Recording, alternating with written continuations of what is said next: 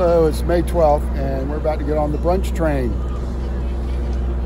I don't see too many hikers around here, but I see plenty of old people just like me. And look, the beard's cleaned.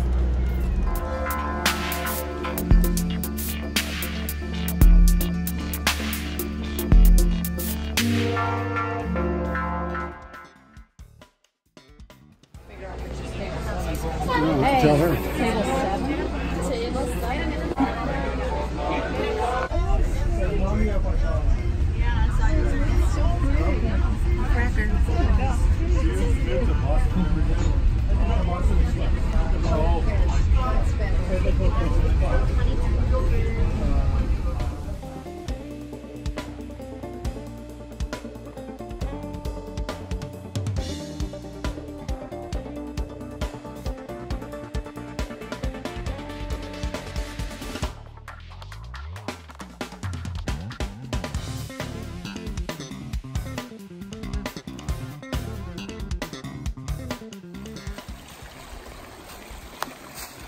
So my girlfriend just dropped me off.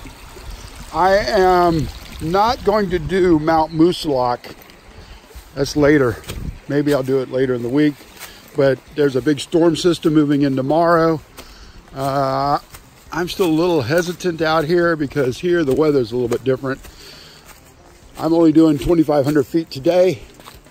And Mount Moosilauke goes up to almost 5,000 feet. And it's a straight up climb and straight up down. And I'm not sure what the ice is up there right now. I am kind of slack packing. My pack is pretty low. We'll see. They say that it's tough here in New Hampshire. So that's why I want to do 5 miles and see what's going on. I'm expecting to do it in a couple of hours. But let's see.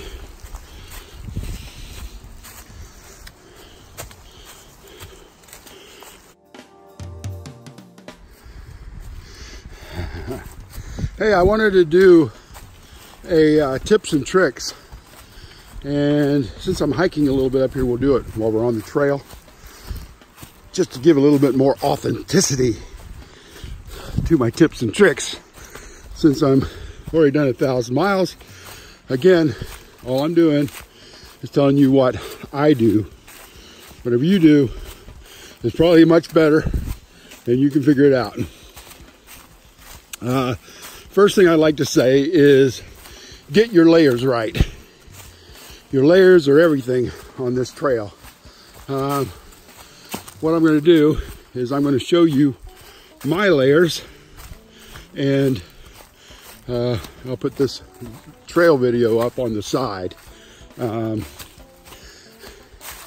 This is funny.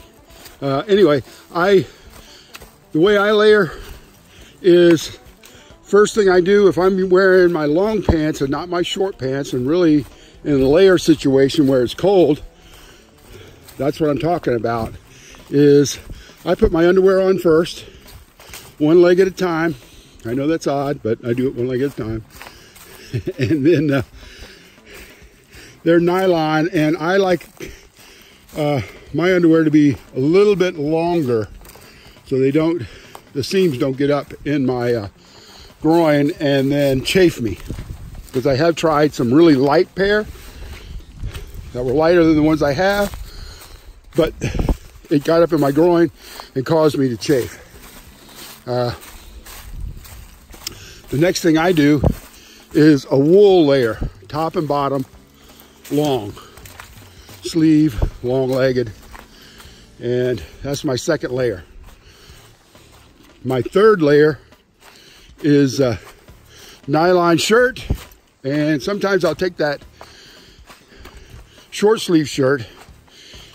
I use a short sleeve because my arms don't get as cold, and sometimes I'll put it under the wool layer just to wick a little bit quicker away from me any kind of sweat, because you are going to get sweat. And it puts it into the wool layer.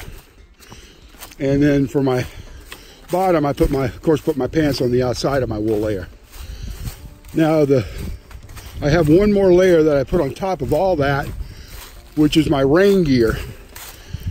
And the rain gear is if it's going to be cold, you put the rain gear on. It's not only rain gear, it's cold gear, it's wind gear. It's all three. I mean, you could wear a puffy jacket, but you're going to overheat. And you don't want to overheat because you've already got those other two layers. Now, the rain jacket and the rain pants cut the wind. They keep that moisture in, and it will wick out onto the jacket. I pulled my jacket off and had a bunch of water on it, but it was off me and it wasn't bothering me, and I was warm. And that's what you're looking for. You're looking for warmth.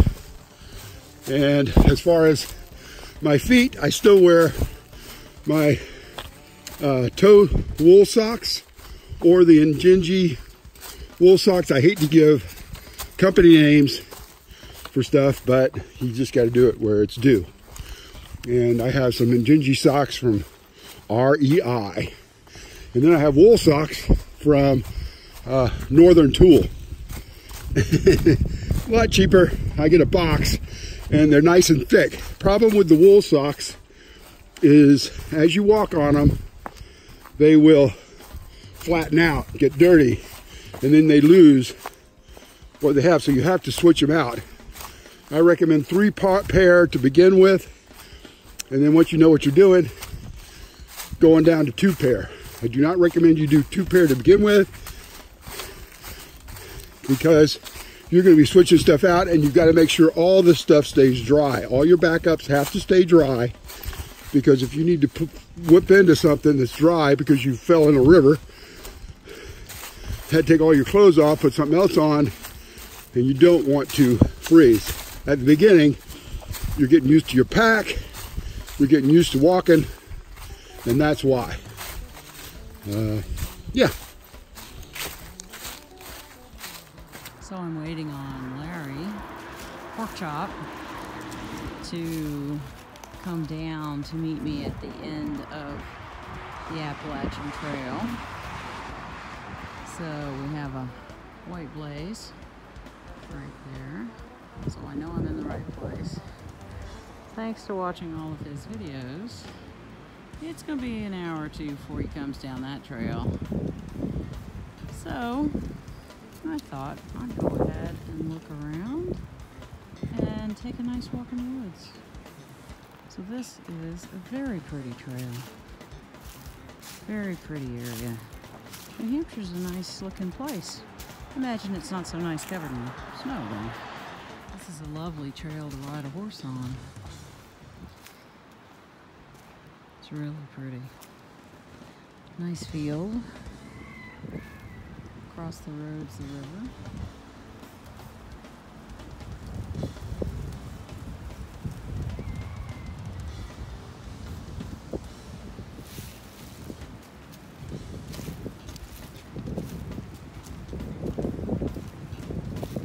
It's nice and quiet out there. Chickens in the background.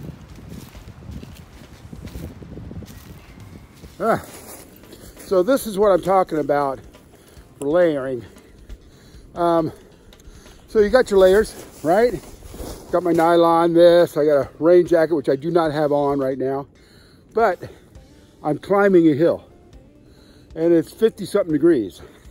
So what I'm gonna do is pull off one of my layers, in this case, this one, and I have my nylon shirt left on, right? No problem.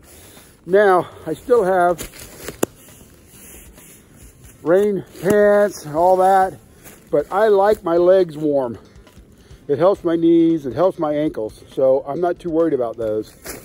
I'll put this on the outside, because what I'll do, when I get to the other side, I am up in New Hampshire, and maybe there's wind on the other side of this ridge when I get to the top. Then what I can do is I can just pull that back out, put it back on, maybe even reach in my pack and go get my rain jacket. But that's layering. Okay, you get it? So you got everything. You see me, these are the specifics. I could take it off when I go up the hill. If it gets too warm, I could put it back on when I go down the hill. Pain in the butt to go back into your pack. And then you'll figure it out. As you go further, and longer. Your body changes. All right? See you guys a little bit. Straight from New Hampshire. It looks like beaver are having fun here. Look at those chew marks.